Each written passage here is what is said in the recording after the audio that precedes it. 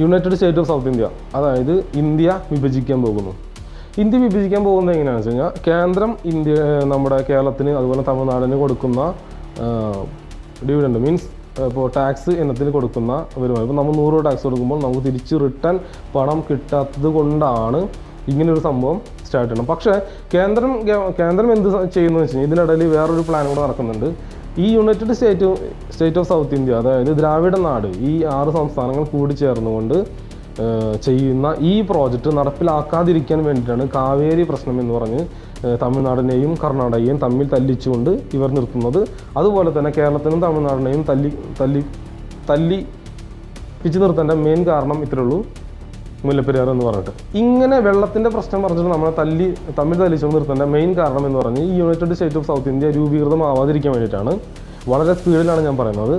അപ്പോൾ അതുകൊണ്ട് ശ്രദ്ധിച്ച് കേട്ടാൽ ഒന്നേ മനസ്സിലാവുള്ളൂ, അല്ലെങ്കിൽ